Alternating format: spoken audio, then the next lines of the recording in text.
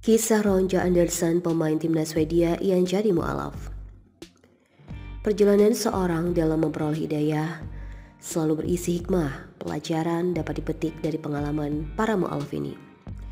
Perjalanan syarat makna dan penuh hikmah ini telah dialami oleh seorang pemain tim sepak bola nasional Swedia, Ronja Anderson.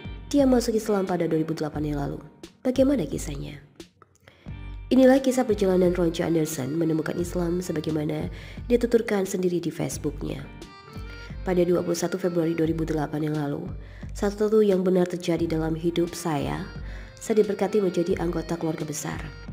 Saya mengambil langkah untuk menjadi seorang muslim. Itu keputusan terbaik yang pernah saya ambil dalam hidup saya. Alhamdulillah. Sejak saya berusia 18 tahun, saya selalu mendukung Islam. Saya selalu mengatakan, suatu hari nanti saya akan masuk agama yang benar, insya Allah. Pada usia itu saya membuka mata saya untuk Islam. Saya tidak tahu apa-apa tentang agama itu. Apa artinya, siapa muslimnya, dan mengapa mereka mengikutinya. Saya seorang Swedia. Saya dibaptis di gereja, dan dengan demikian terakhir sebagai Kristen. Tetapi keluarga saya tidak memeluk agama Kristen. Kami adalah keluarga Swedia biasa yang menjalani kehidupan normal, merayakan Paskah, Natal, pertengahan musim panas, Halloween, dan lain-lain. Selama 4 tahun, minat saya pada Islam semakin meningkat. Saya berteman dengan Muslim, dan saya mencari Islam di internet dan media sosial. Dengan cara ini, Islam tumbuh semakin besar dalam diri saya setiap hari. Selama ini saya punya teman yang beragama Islam. Kami melakukan semuanya bersama kami, melakukan perjalanan ke tanah airnya, negara Muslim. Saya melihat di sana banyak hal yang baik tentang Islam. Masjid-masjid, setelah mendengar azan. Itu mungkin hal terindah yang pernah saya dengar. Selama 3 minggu saya berada di Istanbul, di mana kecintaan saya pada Islam semakin tumbuh. Saya hanya bersama Muslim dan mereka menceritakan kisah-kisah yang sangat bagus tentang agama dan ajaran Islam. Islam adalah agama yang benar, satu-satunya agama yang menarik bagi saya. Agama itu sendiri tidak memiliki kejahatan. Ini hanyalah tentang kedamaian dan kemurnian. Perdamaian adalah konsep dasar dalam Islam. Kami Muslim membantu semua orang. Kami membantu orang Muslim. Kami membantu meringankan kesulitan orang lain. Bukankah itu bagus? Saya pikir hanya ada sesuatu yang baik tentang agama ini. Agama saat ini benar-benar didiskreditkan. Banyak orang melihat Islam sebagai agama yang terkait dengan Katolik, di mana hanya ada kekerasan. Jika iya, pikiran saya penderitaan orang yang ditimbulkan oleh seluruh agama seperti Islam, jika itu tentang kehancuran dan kekerasan dan bukan tentang kepercayaan. Hanya umat Islam yang saling menyapa dengan Assalamualaikum, yang berarti damai bersamamu. Banyak yang datang kepada saya dan mengatakan Islam adalah agama yang menindas perempuan. 2008 adalah tahun yang dimana saya masuk Islam. Hari-hari sebelum dan sesudah saya telah melihat beberapa ratus gadis Swedia dan pria masuk Islam. Bukankah seharusnya mereka yang mengklaim bahwa Islam adalah agama yang menindas perempuan berpikir telah banyak tentangnya? Tidak bisakah mereka melihat bahwa mayoritas dari mereka yang masuk Islam sebenarnya adalah perempuan? Mengapa kami para wanita menjadi mu'alaf jika para pria meremehkan kami? Saya belum pernah melihat agama lain yang mengamati wanita lain dari Islam. Sang ibu memiliki status yang luar biasa dalam Islam.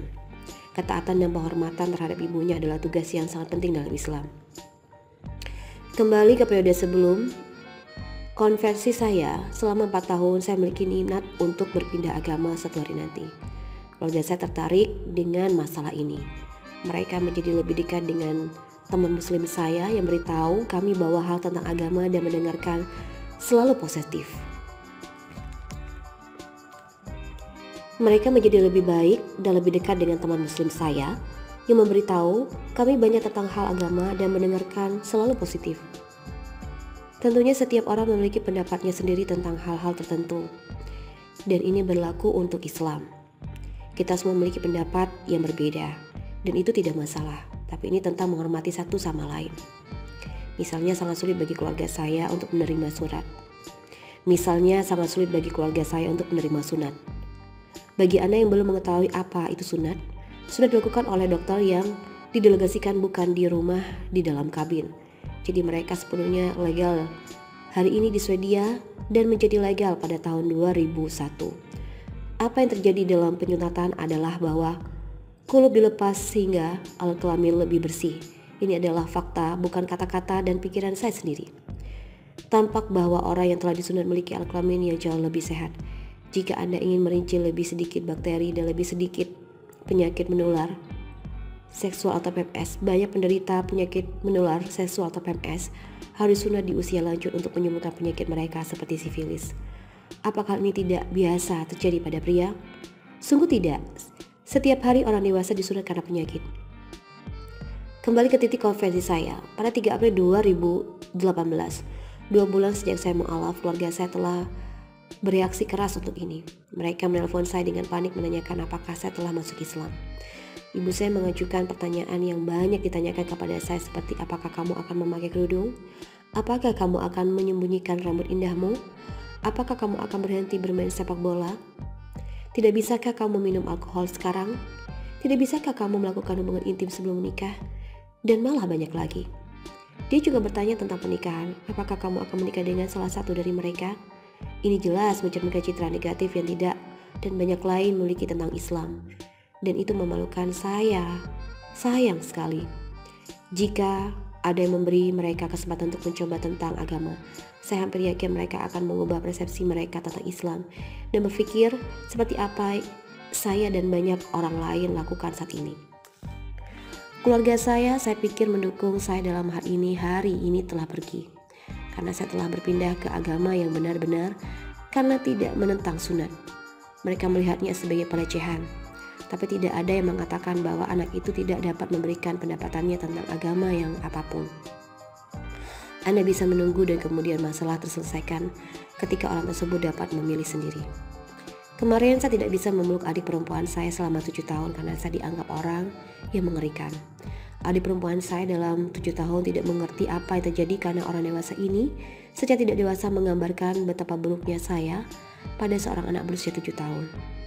Saya tahu bahwa banyak mu'alaf mengalami kesulitan, terutama ketika mereka sendirian dalam agama, di mana tidak ada yang mendukung mereka dan mereka mendapat rasa dan sangat kesepian. Saya pikir saya tidak akan pernah diperlakukan seperti ini, terutama karena mereka bereaksi positif terhadap saya dan teman saya di awal.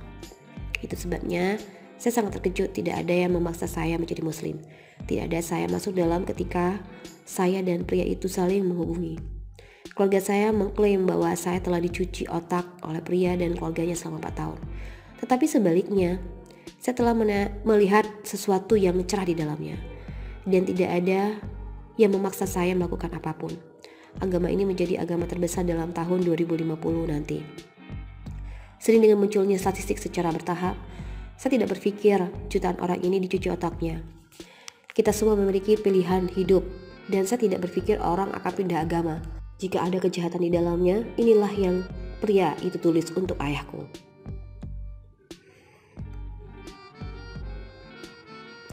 Anda tidak mengubah nasib seorang anak.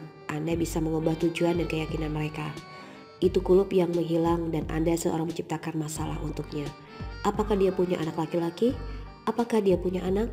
Tidak. Dia tidak. Jadi mengapa Anda khawatir tentang masa depan? Hiduplah untuk saat ini dan pikirkan tentang apa yang Anda katakan dan Anda lakukan. Menurut saya ini benar-benar tidak dapat diterima perilaku seseorang yang mengkhianati putrinya. Itu adalah pilihannya dan peradaban tidak terjadi dengan saya dan keluarga saya. Keluarga saya tidak dapat berbicara dengannya dalam bahasa Swedia. Jadi mengapa Anda mencari keluarga saya? Mereka sangat tua dan baik. Mereka menerima ranja untuk segalanya. Selama 14 tahun saya tumbuh dengan ibu tunggal. Ayah tidak ada untuk saya. Dia meninggalkan saya dan ibu saya ketika saya baru berusia 5 tahun. Dan itu sangat sulit. Ibu sekali membantu dan mendukung saya selalu segala hal. Sangat mencintainya. Itulah ibu saya. Tapi sangat menyesal dia telah memberi saya pilihan dalam hidup. Dia bilang saya lebih suka Islam daripada ibu kandung saya. Saya memiliki pendapat yang sangat kuat tentang ini. Dan tidak ada yang dapat mempengaruhinya. Inilah yang membuat banyak orang ragu akan Islam karena mendapat pilihan. Mereka meminta Anda memilih antara agama atau keluarga. Itu pilihan yang kacau. Selama 14 tahun, saya tumbuh dengan ibu tunggal. Ayah tidak ada untuk saya ketika saya baru berusia 5 tahun. Dan itu sangat sulit. Ibu selalu membantu dan mendukung saya melalui segala hal. Sangat mencintainya. Itulah ibu saya. Tetapi sangat menyesal dia telah memberi saya pilihan dalam hidup. Dia bilang saya lebih suka dalam Islam daripada ibu kandung saya. Saya memiliki pendapat yang sangat kuat tentang ini dan tidak ada yang dapat mempengaruhinya. Inilah yang membuat banyak orang ragu akan Islam karena mendapat pilihan. Mereka meminta Anda untuk memilih antara agama dan keluarga. Itu pilihan yang kacau. Nabi Muhammad SAW bersabda bahwa orang-orang kafir akan menjadi mukmin ketika hubungan mereka dengan keluarga mereka akan terpecah. Karena kafir akan memaksa anak-anak mereka untuk memilih agama atau keluarga. Sekarang saya di sana. Tidak pernah saya percayai. Ada begitu banyak orang yang bertanya kepada saya bagaimana pendapat keluarga saya. Saya selalu mengatakan positif, tapi saya salah. Tujuan saya dengan tes ini adalah bahwa ada begitu banyak orang yang saat ini berada dalam situasi saya. Dan saya ingin mengatakan dengan ini bahwa Anda tidak sendiri. Anda memiliki jutaan orang di belakang Anda yang mendukung Anda. Saya bangga apa yang telah saya lakukan. Saya bangga bahwa saya memiliki Islam dan Anda yang mengambil langkah ini justru demikian. Alhamdulillah, agama telah banyak membantu saya. Tidak ada yang bisa mengaruhi pilihan saya kecuali Tuhan.